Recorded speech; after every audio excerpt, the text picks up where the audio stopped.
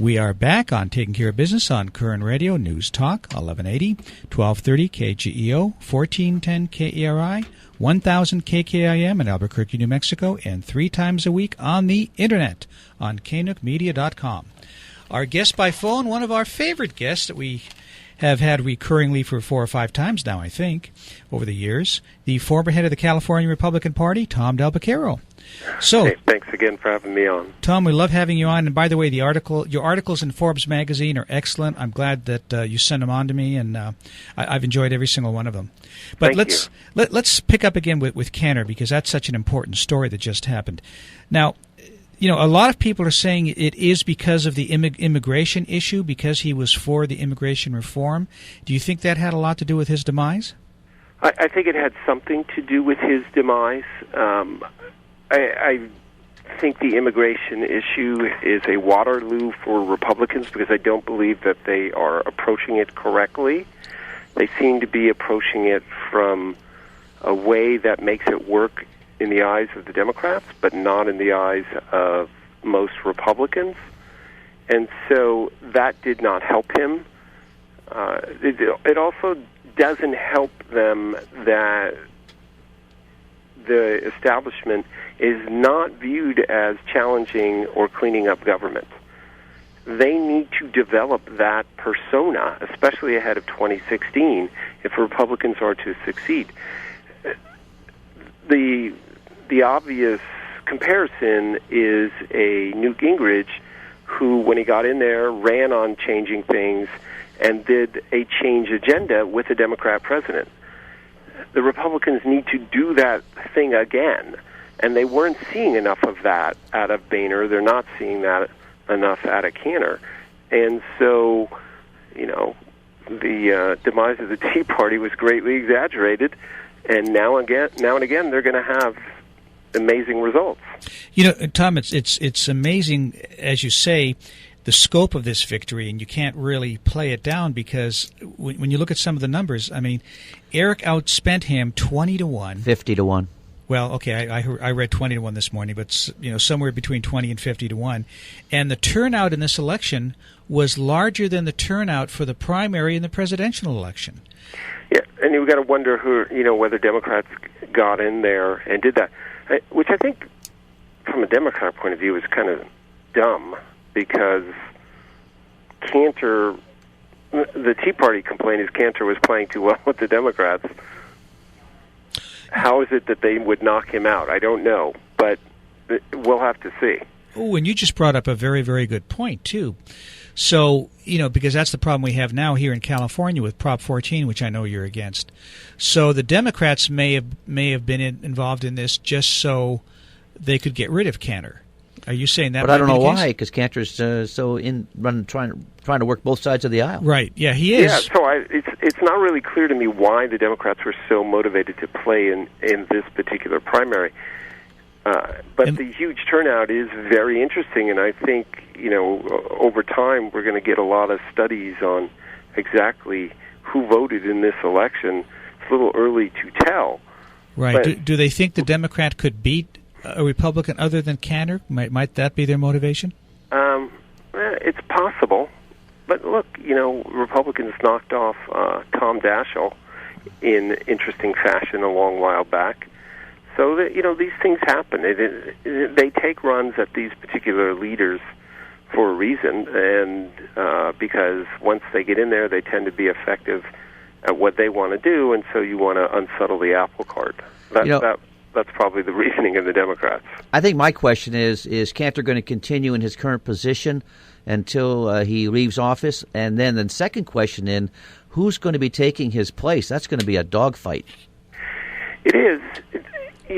There's a lot of things at play here. I don't think Koerner stays all the way through to the next Congress. We'll see. Certainly, people are on the phone, including the local Kevin McCarthy today, yes. taking temperature and seeing who would fill a particular role. Now, Kevin's of course a remarkable story of persistence and smarts to get where he has been. He's not that old. He's fairly young. He's younger than me. We're about the same age, and rose very rapidly. The question for Republicans is, how do they, meaning the Republican leadership, who do you replace Cantor with, given the reason Cantor is gone?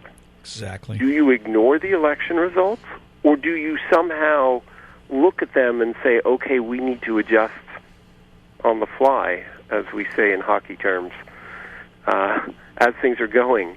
Should we adjust? Do they just plug in? Does Kevin just step up? Does some other person come in? Or does some concession to the reality of the Cantor race, does that happen?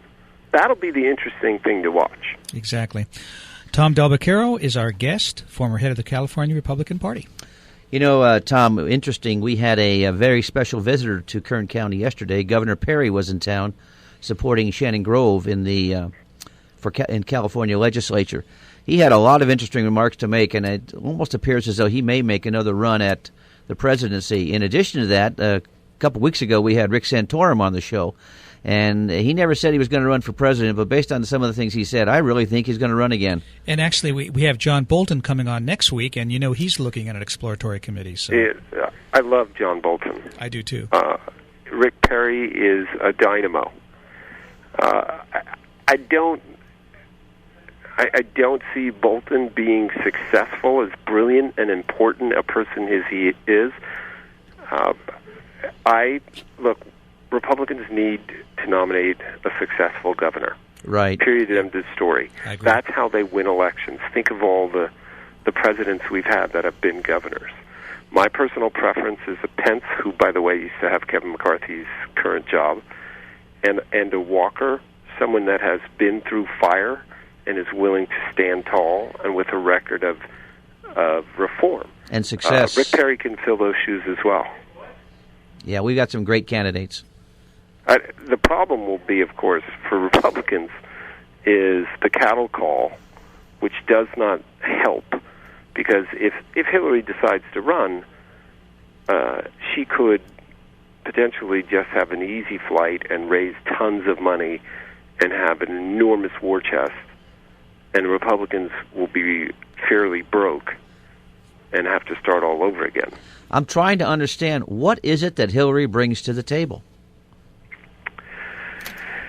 Well, it's very interesting. Normally the role of the Republican Party is to nominate the next in line. Hillary represents the Democrats' attempt to nominate the next in line. Look, she's got a big name. She can consolidate Democrats. That's an important issue for them. Victory is the most important issue for them. And the unions are scared to death now in some regards. They don't like Scott Walker. They don't like this decision out of L.A. They don't like the fact that people are pushing back on their unlimited pensions and the like. So they need a Democrat in there. They're going to pick the electable Democrat, and Hillary can consolidate support very quickly. Yeah, it's insane. We've got about a little over a minute left, Tom. Other than McCarthy, is there anybody else that you think may end up being the majority leader? Well, of course, all of this begs the question of whether John Boehner is going to stay in. Prior to this, people questioned whether Boehner would run again for the leader in the House, right? Mm-hmm. The Speaker of the House. I think that is still an open question, and I think this entire apple cart is upset because this Boehner's job is a wearing job. I was asked recently by a conservative talk show host, well, is this all we get? Is Boehner, or is this all we get? For a Senate leader? And I said, think back in history of what Senate leader or what House leader, Speaker of the House, you liked. And the answer is almost never do they like these people. Yeah. It's the nature of their job. Unfortunately, Tom, we're going to have to end it there. We would love to have you come back, especially since I know you have a book coming out pretty soon. Well, I don't know about pretty soon, but I always enjoy being on your show, so thanks so much for letting me be on today. Thank you, Tom. We'll see you in 167 hours on Taking Care of Business on Koerner Radio News Talk 1180.